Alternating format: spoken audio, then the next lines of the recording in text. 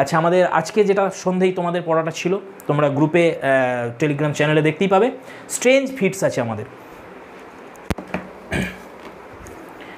তো friends, strange fits, strange আমি পড়াবো না, এটা অলরেডি পড়ানো হয়ে গেছে, একবার জাস্ট পড়ে দিচ্ছি দেখো। Strange fits of passion have I known, তাহলে এটাই হচ্ছে প্রথম কবিতা। তুমি যে কোনো যেভাবেই নাও, লেখা হয়েছে কবে। আচ্ছা, আরেকটা কথা বলে দিই, তুমি কিছু কিছু বইয়ে দেখবে যে স্ট্রেঞ্জ ফিটসটা 1798 নয়, 1799 আছে। এই ব্যাপারটা কি দেখো, এই যে কবিতাগুলো কী করেন, কবিতা যখন প্রথম লেখেন কবিরা, তার একটা ড্রাফট থাকে, যখন পাবলিশ হয় ওনারা কী করেন, অনেক সময় কোনো স্টানজা বদলে দেন, কোনো স্টানজার কোনো একটা লাইন বদলে দেন, তার ইচ্ছা হয় যে এগুলো এটা অন্যরকমভাবে লেখা আরও বেটার হবে, চেঞ্জ করতে পারেন তিনি। কবি করেন এরকম, এরকম অনেক করেছেন। ওয়ার্ডসওয়ার্থ, কোলরিজ, তোমরা ক্রিস্টাবেল পড়বে, ক্রিস্টাবেল পড়াবো, সেখানে দেখতে পাবে যে সেখানে 2-3টে লাইন চেঞ্জ করে দিয়েছে সম্পূর্ণ কোলরিজ। প্রথমে একরকম ছিল, তারপরে অন্যরকম লিখেছে, সেটা দেখতে পাবে। যখন জেরাল্ডাইনের ফার্স্ট জেরাল্ডাইন তার বডি দেখাচ্ছে, তাকে ক্রিস্টাবেল প্রথম দেখছে তার বডি, যখন সে প্রেয়ার করছিল নিচে, সেই যে ভয়ঙ্কর দৃশ্য, সেই যে লাইনটা বর্তমান তোমরা ক্রিস্টাবেল যখন পড়বে সেখানে দেখবে যে লেখা আছে যে এমন দৃশ্য যেটা দেখা যায় না।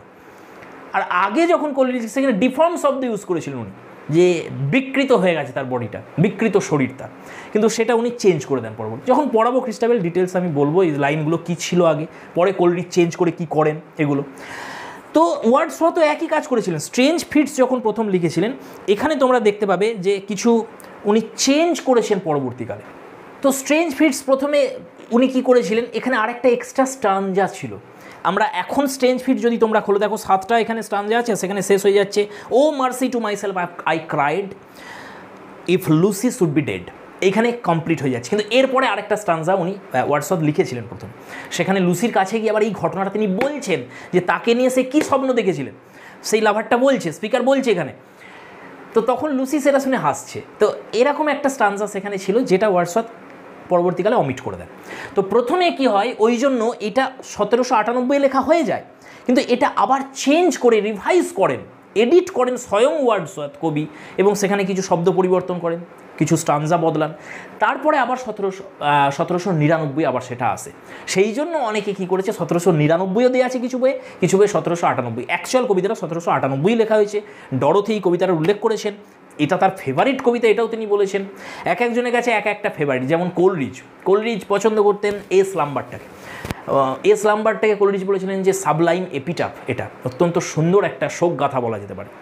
আবার তোমার চার্লস ল্যাম্ব যদি তুমি দেখো, চার্লস ল্যাম্বের পছন্দ ছিল সি ডোয়েল্ট, এটা চার্লস ল্যাম্ব খুব পছন্দ করতেন। তো বেশ, যাই হোক, তো একবার দেখে নাও, অলরেডি পড়িয়ে দিয়েছি আমার যে ভিডিওটা আছে তোমার স্ট্রেঞ্জ ফিটসের ওপর, সেটা দেখে নেবে।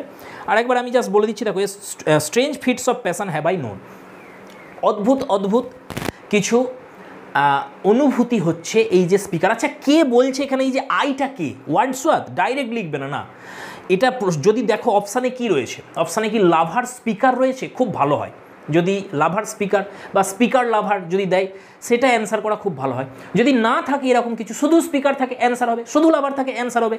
যদি কিছুই নেই, লাভার স্পিকার ন্যারেটার কিছুই নেই, শুধুমাত্র আছে ওয়ার্ডসওয়ার্থ, তখন সেটাই অ্যান্সার করতে হবে আমাদের। ওকে, তাহলে স্ট্রেঞ্জ ফিটস হচ্ছে, এটা হচ্ছে এক ধরনের তোমার বায়োলজিক্যাল টার্ম। আমি মনে হয় বলেছিলাম যখন পড়েছিলাম, এগুলো ফিটস আমাদের আসে শরীরে, কেঁপে ওঠে শরীরটা অনেক সময়।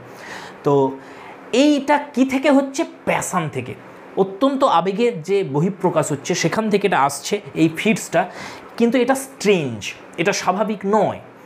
যেহেতু এটা স্ট্রেঞ্জ, তাই ইনি বলছেন যে I will dare to tell but in the lover's ear alone what wants to me befell, past tense. খেয়াল করো, লুসি পোয়েমসে বারবার খেয়াল করবে তোমরা, টেন্সের অল্টারনেশন ঘটছে, এই পাস্ট, এই প্রেজেন্ট, এই ফিউচার।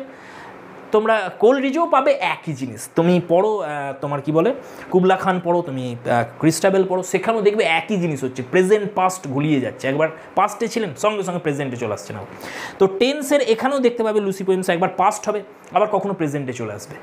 তো এবার দেখো এখানে কি বলছে, যে যেহেতু এটা স্ট্রেঞ্জ ছিল, এটা অদ্ভুত ছিল, এটা স্বাভাবিক ছিল না এই ফিটস আসাটা। এটা কি থেকে আসছে ফিটসটা? আমরা দেখতে পাবো শেষে গিয়ে এটা ভয় থেকে আসছে। প্রেমের অতিরিক্ত যখন প্রকাশ ঘটে যায়, অতিরিক্ত মাত্রায় যখন প্রেম জাগে শরীরে, তখনও ফিটস আসে। তো এটা সেখান থেকেও হতে পারে। আবার শেষে আমরা দেখতে পাবো যে এটা একটা ফিয়ার থেকে হচ্ছে। কিসের ফিয়ার? যত তুমি কাউকে ভালোবাসবে তাকে হারানোর ভয় তত বাড়বে। যত ভালোবাসা কম থাকবে, গভীরতা কম থাকবে, তত তোমার তাকে হারানোর ভয়ও কম থাকবে। আর গভীরতা যত বাড়বে প্রেমের, তত দেখবে তোমার তাকে হারিয়ে ফেলার একটা ভয় জন্মে যায়। সেইখান থেকে কবি এত ভালোবাসেন, আমি কবি বলছি বটে, এখানে যিনি স্পিকার যিনি বলছেন যে সে যাকে ভালোবাসে তার নামটা আমরা এখনও পাইনি। আমরা first, second, third, fourth, fifth কোনোটাতেই পাবো না।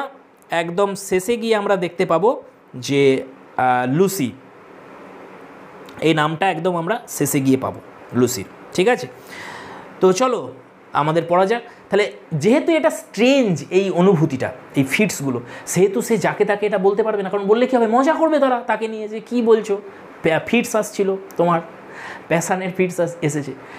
তো সেই জন্য বলছেন যে একজন লাভার যদি কেউ হয় প্রকৃত, সে তো জানবে এরকম অনুভূতি তারও হয়, তাহলে তার কানে আমি কিন্তু এটাকে জানাতে পারবো। I will dare to tell but in the lover's ear alone.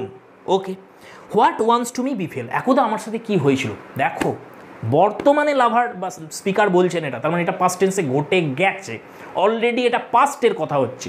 এগিয়ে চলো। When she I loved looked everyday. When she I love লেখা উচিত হোয়েন আই লাভড। তো এই ইনভার্সানগুলো প্রচুর মাত্রায় কবিতাতে ঘটে, এগুলোকে ইনভার্সান বলা হয়। তো হাইপার বেটান যেটা, তো এটা প্রচুর মাত্রায় আমরা দেখতে পাবো, একটা ফিগার অফ স্পিচ এটা। When she I loved looked every day, যে ঘটনার উল্লেখ করছেন পাস্ট টেন্সে, যে প্রত্যেক দিনই ঘটতো এটা। Fresh as a rose in June, খেয়াল করো জুন, আচ্ছা মুছে দিয়েছি আমি, জুন মাসটা কোন সিজনে পড়ছিল এখানে? এখানে আমরা দেখতে পেলাম যে ডিসেম্বর, জানুয়ারি, ফেব্রুয়ারি, এখানে ছিল কি আমাদের উইন্টার। মার্চ, এপ্রিল, মে তার spring, June, July, August summer. তাহলে এখানে কোন সময়ের কথা বলেছে? জুন, অর্থাৎ সামারের কথা। কিন্তু অ্যাকচুয়ালি এই যে রোজের কথা বলছে, ফ্রেশ রোজ যেটা আমরা দেখতে পাই, এটা স্প্রিং টাইমের। আমি তোমাদের আগেই বলেছি একটু পিছন দিকে যখন ওয়েস্টে চলে যাবে, যখন দেখবে সিজনগুলো একটু এদিক ওদিক হয়, সেই হিসেবে তাহলে এখানে বলছে যে যখন প্রত্যেক দিন যখন আমি তাকে ভালোবাসতাম, পাস্ট টেন্স, কিছু একটা ব্যাপার তো আছে, খেয়াল করো, ভালো করে খেয়াল করো। When she I loved looked every day fresh as a rose in June, যখন তাকে আমি ভালোবাসতাম তখন প্রত্যেক দিন তাকে আমার কিসের মতো দেখতে লাগতো? ফ্রেশ লাগতো, তরতাজা লাগতো, জুন মাসের গোলাপের মতন, অর্থাৎ স্প্রিং টাইমে ফুটে ওঠা গোলাপ। এই গোলাপের সঙ্গে প্রেমিকার তুলনার বিষয়টা রোম্যান্টিক কবিদের মধ্যে ছিল প্রচুর মাত্রায়, এবং শুধু রোম্যান্টিক নয়, সমস্ত কবিদের ক্ষেত্রেই রয়েছে যে তাদের লাভারকে গোলাপের সাথে তুলনা করা হয়। তো এবার দেখো, এই যে গোলাপ, রোজের কথা বলছে, স্প্রিং টাইমে রোজ হয়, কিন্তু এই রোজ কেমন হয়? এটা বেশি দিন টেকে না, খুব তাড়াতাড়ি নষ্ট হয়ে যায়, আবার এর পাপড়ি ঝরে পড়ে, এর সৌন্দর্য শেষ হয়ে যায়। তাহলে এই যে একটা দেখো, দুটোর মধ্যে এই যে কন্ট্রাস্ট হচ্ছে, একটা হচ্ছে তোমার বিউটি, আর একটা হচ্ছে টাইম। তাহলে বিউটি ডিস্ট্রয় করে দেয় বিউটিকে কে? টাইম। সময়ের সাথে সাথে বিউটি নষ্ট হয়ে যায়, পার্মানেন্ট কেউ নয়। এখানে লাভার যে, সে চাই যে তার যে প্রেমিকা সে পার্মানেন্ট, তার কখনো ডেথ হবে না, ঠিক আছে, সে হচ্ছে ইমমর্টাল, ইটার্নাল। কিন্তু টাইম তাকে জানায় যে না, একটা রোজের সঙ্গে তার তুলনা করা হয়েছে, তার মানে রোজ যেমন ইমমর্টাল নয়, খুব শীঘ্রই এই সুন্দর রোজ তার সৌন্দর্য হারিয়ে নষ্ট হয়ে যাবে। ঠিক তেমনভাবেই এই যে আমাদের স্পিকারের যে বিলাভেড, সেও কিন্তু এই রোজের মতনই, তার সৌন্দর্য পার্মানেন্ট নয়, সে পার্মানেন্ট নয়, তারও অন্ত আসবে খুব তাড়াতাড়ি। এই যে তোমার কম্প্যারিজনটা হচ্ছে, যতটা সৌন্দর্য রয়েছে এর মধ্যে কিন্তু একটা আমরা দেখতে পাচ্ছি যে ধ্বংসের ঘণ্টাও বাজছে, এখানে একটা ধ্বনি আমরা পাচ্ছি কিন্তু। নেক্সট দেখো গিয়েছিল, I to her cottage bent my way. আবার দেখো এখানে hyperbaton, I to her cottage লেখা উচিত ছিল I bent my way to her cottage, আগে পরে করেছে এখানে সিকোয়েন্সটা। তাহলে এখানে অন্তমিল করার জন্য বা তোমার রিদিমের জন্য এগুলো করা হয় এখানে। I to her cottage bent my way, bent এখানে ফলোড সেন্স করছে, এরকম নয় যে আমি একদিকে যাচ্ছিলাম, সেখানে যেতে গিয়ে আমি ভুল করে আবার অন্য দিকে যাচ্ছি, এরকম নয়। বেন্ট শব্দের অর্থ এখানে ফলোড, অর্থাৎ আমি প্রত্যেক দিন যখন তাকে আমি ভালোবাসতাম, প্রত্যেক দিন আমি যেতাম তার কটেজের যে রাস্তা, সেটাকে ফলো করে আমি সেখানে যেতাম তার কটেজে। বিনিথ অ্যান ইভিনিং মুন, প্রিপোজিশনের ব্যবহারে দেখতে পাবে যে এই যে কবিতাতে যখন আমরা ব্যবহার করি সূর্যের নিচে চন্দ্রের নিচে, তখন আমরা বিনিত ইউজ করি, তাই করেছেন কবি এখানে। বিনিত অ্যান ইভিনিং মুন, মুনের বিষয়টা রয়েছে এখানে। কতবার মুন আসবে তোমরা ভালো করে দেখে নেবে যে মুন শব্দটা কতবার ইউজ করেছেন কবি এখানে। প্রথম এসেছে এর যে অ্যাডজেক্টিভ সেটা হচ্ছে ইভিনিং মুন। এরপরে আমরা দেখব মুন আসবে, সেখানে থাকবে সিঙ্কিং মুন। ভালো করে খেয়াল করো, ফার্স্ট ইভিনিং মুন উঠছে। এইবার ইভিনিং মুন কি অ্যাসেন্ড করে নাকি ইভিনিং মুন ডিসেন্ড করে, এইটা নিয়েও একটা ব্যাপার আছে যে আমাদের যে মাস চন্দ্র মাস 30 দিন 15 দিন 15 দিন, একটা হচ্ছে শুক্লপক্ষ আর একটা কৃষ্ণপক্ষ। শুক্লপক্ষ যখন হয় তখন কি হয়, চাঁদ আস্তে আস্তে বাড়তে শুরু করে, তখন ডিসেন্ড করে আকাশে। আর যখন কৃষ্ণপক্ষ হয় তখন আস্তে আস্তে কমতে শুরু করে, তখন কি করে সে ডিসেন্ড করে যায়, তখন আর অ্যাসেন্ড করেন। তাহলে কৃষ্ণপক্ষে শুক্লপক্ষে অ্যাসেন্ড করে, কৃষ্ণপক্ষে ডিসেন্ড করে। তাহলে এখানে কবি কি বলছেন যে প্রথমে দেখা যাচ্ছে যে একটা ইভিনিং মুনের সঙ্গে তুলনা করা হয়েছে, অর্থাৎ সন্ধ্যাবেলায় তার জার্নি শুরু করেছে লাভার। এরপরে আমরা দেখতে পাবো এর পরের স্টানজা, তারপরে স্টানজা যেটা 4 নম্বর, সেখানে চলে আসবে সিঙ্কিং মুন, অর্থাৎ মুন ডুবছে, অর্থাৎ ডিসেন্ড করছে মুনটা। চলো আমরা এগিয়ে যাই। Upon the moon I fixed my I, ভালো করে খেয়াল করো, মুনের দিকে আমি আমার আই ফিক্সড করেছিলাম। তোমরা এখান থেকে বুঝতে এটাও ধরতে পারছো যে মুনের সঙ্গে হয়তো এই যে লাভার সে তার প্রেমিকাকে কম্পেয়ার করছে। এটাও খুব কমন, মুনের সঙ্গে তোমার এই রোজের সঙ্গে তুলনা করা প্রেমিকার, এটাও খুব কমন। তাহলে তার চোখ তিনি ফিক্সড রেখেছেন। আচ্ছা, কেন ফিক্সড রাখতে যাচ্ছেন হঠাৎ করে? সুন্দর জিনিস, তাহলে অবশ্যই এখানে ফিক্সড রাখা মানে কি, খুব অ্যাটেন্টিভ হওয়া, অ্যাওয়ার হওয়া তাকে নিয়ে, ক্ষতি যেন তার না হয়ে যায়, সে যেন হারিয়ে না যায়, সেই জন্য তার দিকে একদম তীক্ষ্ণ দৃষ্টি রাখা।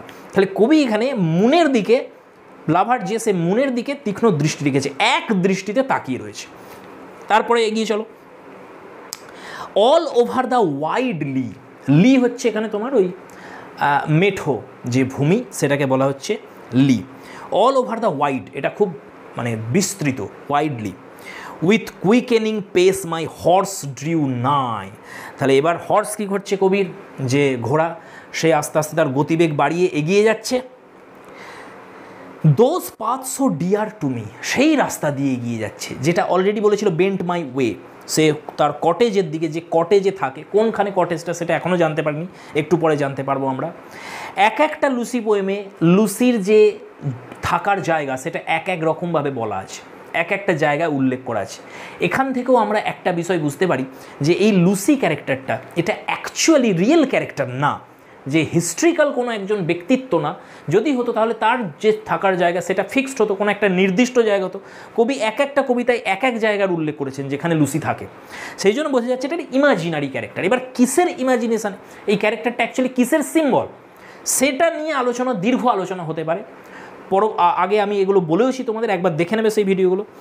আজকে যে কেন আমি পড়াতে শুরু করে দিলাম আমি নিজেই জানি না এটা, তো চলো পড়ছি যখন পড়িয়ে নেওয়া যাক। আমি তো ভাবলাম শুধু তোমাদের এই সিকোয়েন্সটা বলেই ছেড়ে দেবো, হঠাৎ করে আমি স্ট্রেঞ্জ ফিটস পড়াতে কেন আরম্ভ করে দিলাম। আচ্ছা চলো এগিয়ে যাই, আমরা পড়াচ্ছি যখন আরেকটু এগিয়ে যাই। তাহলে সেই পাথটা ছিল অত্যন্ত ডিয়ার টু মি, কবির কাছে খুব প্রিয় ছিল সেই রাস্তাটা। কেন প্রিয় ছিল? কারণ ওই যে রাস্তা, সেই রাস্তা কোথায় নিয়ে যায় কবিকে, তার ডেস্টিনেশনটা কি? সেই ডেস্টিনেশনটা হচ্ছে লুসি, অর্থাৎ তার বেলাভেড। যেহেতু তার বিলাভেডের কাছে নিয়ে যাচ্ছে সেই রাস্তাটা, সেই জন্য এত প্রিয় এই রাস্তাটা তার কাছে। And now we reach the orchard plot, 4 নম্বর স্টানজায় আমরা চলে আসি। সে এবার অর্চার্ড প্লট হচ্ছে বাগান, ফলের বাগান, সেখানে পৌঁছে গেছেন কবি এবং তার ঘোড়া যে তাকে নিয়ে এগিয়ে যাচ্ছিল। And as we climb the hill, যখন আমরা পাহাড়ে উঠতে আরম্ভ করলাম, আমরাটা কারা? কবি এবং তার ঘোড়া। যে ঘোড়াটা হতে পারে কবির এখানে তার যে ইমাজিনেটিভ ক্যাপাসিটি তার প্রতীক। এখানে কবির কল্পনাতে কবি এগিয়ে চলেছেন এবং এত স্পিডে তিনি যাচ্ছেন কোথায়, তার আলটিমেট যেটা এম সেটা হচ্ছে লুসি, সেই জায়গাতে তিনি পৌঁছতে চাইছেন। কিসের ওপরে ভর করে তিনি লুসির কাছে যেতে চাইছেন? লুসি এমন একটা ক্যারেক্টার যে এই অ্যাকচুয়ালি হিউম্যান বিং না, এ কোনো স্পিরিচুয়াল কোনো ক্যারেক্টার। সেই জায়গাতে তিনি যেতে চাইছেন। হয়তো আমরা বলতে পারি এটা স্পিরিচুয়াল রিয়ালাইজেশন, আর কিছু না। লুসি হচ্ছে স্পিরিচুয়াল রিয়ালাইজেশন, যেখানে ওয়ার্ডসওয়ার্থ পৌঁছতে চাইছেন। কিসের ওপর ভর করে তিনি পৌঁছাচ্ছেন? তার ইমাজিনেটিভ ক্যাপাসিটি, তার পোয়েটিক ইমাজিনেশন, তার যে পাওয়ার, সেইটাকে তিনি ঘোড়ার সঙ্গে তুলনা করেছেন। সে তাকে নিয়ে যাচ্ছে সেখানে। এবার দেখতে পাচ্ছ একটা অ্যাসেনশন ঘটছে, একটা উঠছে উপর দিকে, পাহাড়ের কথা বলা হচ্ছে এখানে, সেইখানে তারা উঠছে। তাহলে তোমরা খুব ভালো করে বুঝতে পারছো সিম্বলিক এর যে সিগনিফিকেন্স সেটা কী। তারপরে আমরা আরও এগিয়ে যাই, আর একটু এগিয়ে চলো। As we climb the hill, the sinking moon to Lucy's cot came near and nearer still. Cot হচ্ছে কটে যে শর্ট ফর্ম, এখানে কবিতায় ব্যবহার করা হয়েছে এই প্লটের সঙ্গে রাইম করানোর জন্য cot. Shining moon, sinking moon. আচ্ছা, মুন কি রিয়েলি সিঙ্ক করছিল? না, ভালো করে সিচুয়েশনটা ভাবো। পাহাড়ের উপরে রয়েছে কটেজটা যেখানে লুসি আছে, পাহাড়ের উপরে উঠছে ঘোড়ায় চেপে যে লাভার, তাকিয়ে রয়েছে সেই মুনটার দিকে। যেহেতু উপর দিকে এগিয়ে যাচ্ছে সেহেতু চাঁদটাকে নিচের দিকে চলে যাচ্ছে বলে মনে হচ্ছে, যেমন আমরা যখন গাড়িতে যাই, ট্রেনে যখন যাই, গাছপালাগুলোকে মনে হয় পিছন দিকে যাচ্ছে, ঠিক একইভাবে এরা যখন উপর দিকে উঠছে এটা একটা রিলেটিভ মোশন হিসেবে যেন মনে হচ্ছে চাঁদটা নিচের দিকে নামছে। অ্যাকচুয়ালি নিচের দিকে নামেনি, আর অ্যাকচুয়ালি এটা চাঁদও না, এখানে যে মুন সেটা আসলে হচ্ছে, বলতে পারো তুমি যে ওই যে বললাম রিয়ালাইজেশান লুসি, সেই রিয়ালাইজেশান যেটা চাইছেন কবি পেতে, সেটা আসলে উনি পেতে পারছেন না, সেটা হারিয়ে যাচ্ছে। যত উনি তাকে ধরার জন্য এগোচ্ছেন তত সেটা আস্তে আস্তে ওনার থেকে দূরে চলে যাচ্ছে, যেন সেটা ডুবে যাচ্ছে, যেন হারিয়ে যাচ্ছে, কবির ইন্সপিরেশান যেন হারিয়ে যাচ্ছে আস্তে আস্তে। নেক্সট, তারপরে দেখো এরপরে কি আসছে, কোথায় চলে গেল, এই যে in one of those sweet dreams I slept kind nature's জেন্টলেস্ট বুন। খুব সুন্দর লাইন একটা, এখানে ড্রিমসের কথা বলছে। সারা দিনের কঠোর পরিশ্রমের পর যখন নিদ্রা আসে আমাদের, মিষ্টি স্বপ্ন সেখানে আসে, তখন আমরা সমস্ত যন্ত্রণার কথা কিছুক্ষণের জন্য ভুলে যাই সেখানে। তো এই প্রকৃতির এটা একটা আশীর্বাদ, এই যে স্বপ্নগুলো, ঘুমের পর যে স্বপ্নগুলো আসে, মিষ্টি স্বপ্নগুলো। স্বপ্ন কি, এই কবিতাটা না অনেকে বিশ্লেষণ করার সময় ফ্রয়েডের যে তত্ত্ব সেটাকে দেখতে পেয়েছেন। ড্রিম থিওরি অফ ফ্রয়েড, বিখ্যাত থিওরি ফ্রয়েডের, তোমরা জানো সিগমন্ড ফ্রয়েডের নাম তোমরা সকলেই জানো। তার যে ড্রিম থিওরি ছিল, সিগমন্ড ফ্রয়েড কী বলতেন, যে ড্রিম আর কিছুই নয়, আমাদের যে তোমার আনরিকুইটেড যে ডিজায়ারগুলো, যেগুলো আমাদের পূরণ হয়নি, আমরা বাস্তবে যেগুলোকে পূরণ করতে পারি না, আমাদের সামর্থ্যের মধ্যে নেই, আমরা যে সোসাইটি থাকি হিউম্যান বিং, সেই সোসাইটি কিন্তু সেই সোসাইটিতে থেকে সমস্ত নিয়ম মেনে সেই ডিজায়ারগুলো আমাদের কাছে অধরাই থেকে যায়, সেটা আমরা পেতে পারি না। সেটা পেতে গেলে সমাজ আমাদের শাস্তি দিতে পারে বা আইন আমাদের শাস্তি দিতে পারে, কিন্তু এরকম কিছু ডিজায়ার স্বপ্নের মাধ্যমে আমরা পূরণ করি, নেচার আমাদের দিয়ে পূরণ করিয়ে নেয়। আমাদের ব্রেন এমনই, সে কী করে, এই ডিজায়ারগুলো স্বপ্নের মাধ্যমে পূরণ করিয়ে দেয়, আমরা দেখতে পাই এগুলো অনেক সময়। তো ফ্রয়েড এইভাবে বিশ্লেষণ করেছিলেন। তার তত্ত্বের মধ্যে তোমরা জানো ইগো আর সুপার ইগোর একটা ব্যাপার রয়েছে। তো সুপার তোমার আনকনসাস যেটা, সেইটা তখনই জাগে যখন আর ইগোর মধ্যে একটা ব্যালেন্স আসে, তখনই আমরা আনকনসাসে পৌঁছে যেতে পারি, আর স্বপ্নের মধ্যে তখন আমাদের সেই ডিজায়ারগুলো পূরণ করে নিই আমরা, শরীর নিজেই পূরণ করে, মাইন্ড নিজেই পূরণ করে ফেলে সেগুলোকে। তো এইটাই আমরা এখানে দেখতে পাচ্ছি। উনি বলছেন যে সেই যে ড্রিমস, কাইন্ড নেচার, ভালো করে খেয়াল করো এখানে অ্যাড্রেসটা, কাইন্ড নেচার, নেচারের এন ক্যাপিটাল আছে, তাহলে অবশ্যই পার্সনিফিকেশন করা হয়েছে। ওয়ার্ডসওয়ার্থের যে নেচার, সেই নেচার হচ্ছে মোস্ট বেনিভোলেন্ট পাওয়ার। নেচারকে ওয়ার্ডসওয়ার্থ কী হিসেবে দেখেন? ওয়ার্ডসওয়ার্থের নেচার কখনোই not with teeth and claw, ওয়ার্ডসওয়ার্থের নেচার কখনোই হিংস্র না, প্রতিহিংসা পরায়ণ নয়, অত্যন্ত কি বলবো, জেন্টেল, মাদারলি, একটা মায়ের মতো সে সবসময় পালন করে। আর নেচার কিন্তু কোনো জড় বস্তু না ওয়ার্ডসওয়ার্থের কাছে, খুব ভালো করে মনে রাখতে হবে। ওয়ার্ডসওয়ার্থ নেচারকে কিন্তু লিভিং থিং ভাবে, উনি একটা ইউনিভার্সাল স্পিরিট কল্পনা করেন যেটা নেচারের মধ্যে রয়েছে। Nature is living, much more living than we are, এইটা কিন্তু ওয়ার্ডসওয়ার্থ ভাবে। তো সেই জন্য উনি বলছেন যে এই যে মাদার নেচার, কাইন্ড নেচার, তার যে বুন, একটা বুন হচ্ছে আশীর্বাদ, সে আশীর্বাদটা কি? স্বপ্ন। এই যে ড্রিমসের কথা বলছে। এবার তুমি বলো এখানে ড্রিমসের কথা কেন আসছে? লক্ষ্য করো পরের লাইনটা, অ্যান্ড অল দ্য হোয়াইল মানে এই যে ঘটনাটা ঘটছিল, অর্থাৎ যখন আমি উঠছি ঘোড়া নিয়ে উপর দিকে, তখন এই ঘটনাটা ঘটছে। কি হচ্ছে? While my eyes I kept on the descending moon, I kept, আগেও কিন্তু একবার বলেছিলেন এই কথাটা, বারবার জোর দিচ্ছে এখানে। দেখো, চাঁদের দিকে দৃষ্টি স্থির রেখে দিয়েছি। ভালো করে ভাবো, হিপনোটিজম ভাবো, হিপনোটিজম যখন হয়, আচ্ছা ফ্রয়েড যে সাইকো অ্যানালিসিস করতেন সেটা হিপনোটিজমের মাধ্যমেই হয়। মনের আমাদের যে অন্তঃস্থলে পৌঁছানো, কিভাবে মনের ভিতরে পৌঁছানো যাবে, সেই জায়গাতে, সেটা হিপনোটিজমের মাধ্যমে। হিপনোটিজম কীভাবে করা হয় ভালো, কোনো একটা দেখবে কিছু একটা দোলাচ্ছে, এইভাবে এক দৃষ্টিতে বলে তাকিয়ে থাকো, সেটা দুলছে, হয় এদিকে এদিকে নয় এদিকে এদিকে, সেইটার দিকে তাকিয়ে থাকতে থাকতে থাকতে থাকতে থাকতে থাকতে একটা ঘুম ঘুম ঘুম ঘুম একটা ভাব চলে আসে, ট্রান্সে চলে যায় একজন। সেম দেখো, একদম সেম অনুভূতি এখানে, সেম জিনিস হচ্ছে। ঘোড়া নিয়ে উঠছে ওপর দিকে, তাকিয়ে রয়েছে কোথায় দিকে, সেই একদম মুনের দিকে, এক দৃষ্টিতে সেই ব্রাইট মুনের দিকে তাকিয়ে রয়েছে, তাকিয়ে থাকতে থাকতে তাকিয়ে থাকতে থাকতে। আর এই যে ঘোড়ার যে একটা গতি, ঠিক হিপনোটিজম যেভাবে হয়, মানে ওয়ার্ডসওয়ার্থ অ্যাকচুয়ালি নিজেই নিজেকে যেন হিপনোটাইজ করে ফেলছেন। কেন? নিজের ভিতরে প্রবেশ করার জন্য। ভালো করে ভেবে দাও সিম্বলিজমটা, নিজের ভিতরে উনি যেতে চাইছেন কিসের জন্য? এই যে ইউনিভার্সাল আইডিয়াল রয়েছে নেচারে, সেটাকে উনি জানতে চাইছেন, রিয়ালাইজেশন চাইছেন। যেটা আমি বললাম, লুসি হচ্ছে অ্যাকচুয়ালি সেই এপিটোম অফ রিয়ালাইজেশন, সেই আইডিয়াল থট যেটাকে ওয়ার্ডসওয়ার্থ পেতে চাইছেন, সেই ট্রুথটাকে উনি জানতে চাইছেন।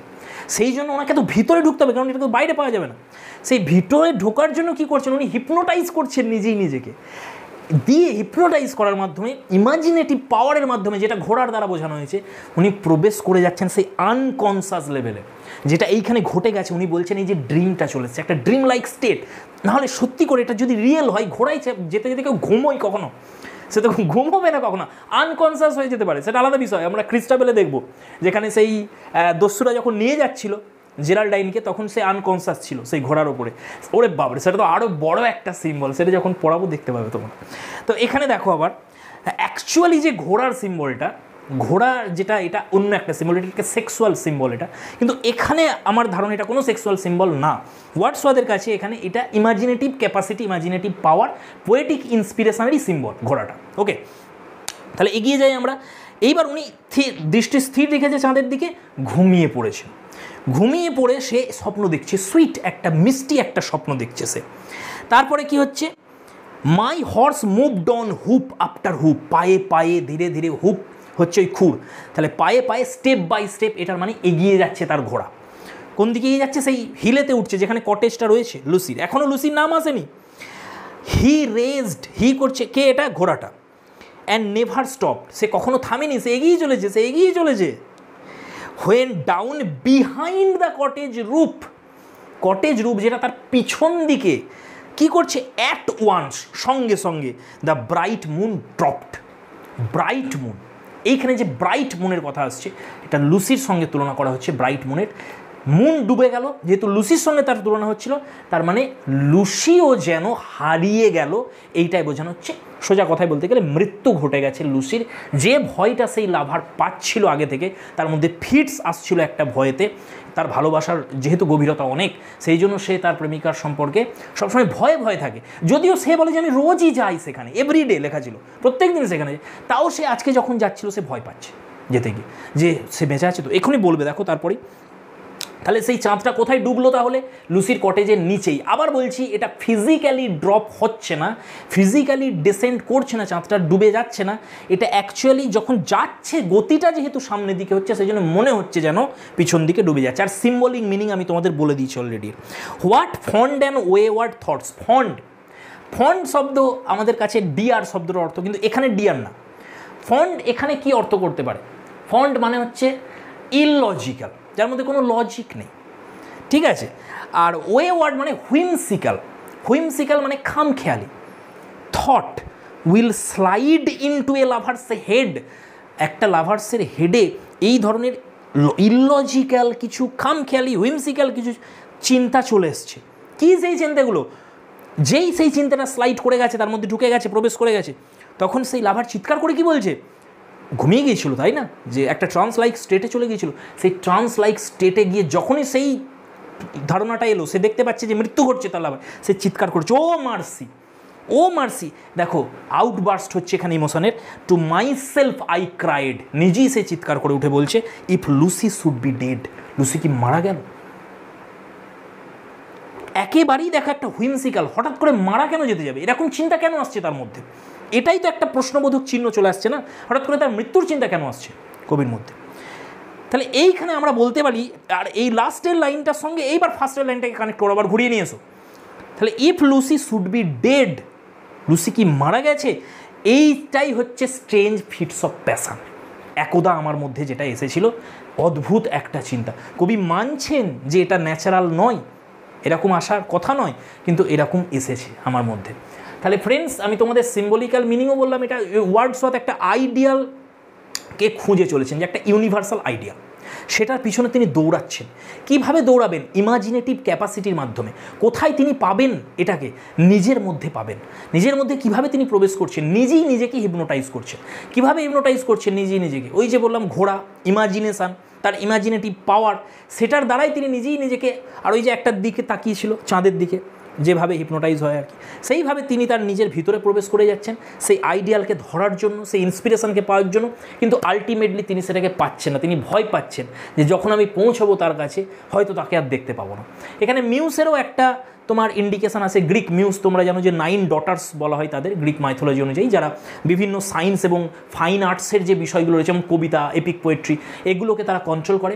তার মধ্যে একজন মিউস আছে যিনি কবিতাকে কন্ট্রোল করেন। সেই মিউস যারা ইন্সপিরেশান দেয় কবিদের মধ্যে, তাকে পেতে চাইছে যারা মাউন্ট অলিম্পাসে থাকে। সেখানে যখন পৌঁছানো যায় তাকে আর দেখা যাচ্ছে না। এরকম আমরা হতে পারি, যখন সে পৌঁছালো এতটা কষ্ট করে, তখন গিয়ে সেই মিউজকে আর সে পাচ্ছে না। অর্থাৎ ওয়ার্ডসওয়ার্থের কাছ থেকে তার যে ইন্সপিরেশান কবিতা লেখার, সেটা যেন হারিয়ে যাচ্ছে। কবি যেন শুকিয়ে যাচ্ছেন আস্তে আস্তে। তার ব্রেন, তার যে তার যে ক্রিয়েটিভ পাওয়ার, সেটা যেন আস্তে আস্তে হারিয়ে যাচ্ছে কোথায়। তো ফ্রেন্ডস, আজকে এতটাই। আমি এটা পড়াবো আমি ভাবিনি, এটা পড়ানোর কোনো কথাই নেই। আমি ভেবেছিলাম লুসি পোয়েমসের সিকোয়েন্সটা বলে ছেড়ে দেবো তোমার, কিন্তু স্ট্রেঞ্জ ফিটসটাও দুম করে পড়িয়ে দিলাম একটা লাইন থেকে। তো ভালোই হয়েছে, আগেও একবার পড়ানো হয়েছে, আরও একবার তোমরা রিভাইজ করে নিলে। আর এখান থেকে আমরা কোয়েশ্চেন অ্যান্সার করবো কিন্তু আজকে রাত 8টার পর। সো অবশ্যই তোমরা চ্যানেলটাতে যুক্ত হয়ে যাও। এভাবেই চলবে আমাদের। আমি যখনই সময় পাবো আমি নিয়ে আসবো। রেগুলার পাবো না, 2 দিন পর পর বানিয়ে দিলাম। আবার কদিন পরে আসবো আমি জানি না, সময় পেলেই কিন্তু আমি চলে আসবো। আর গ্রুপটাতে অবশ্যই, এই যে চ্যানেলটা আছে সেখানে আমাদের চলবে এগুলো দেয়া, সেখানে তোমরা অ্যাড হয়ে যাও। Thanks for watching. অবশ্যই শেয়ার করবে। Keep smiling and stay blessed.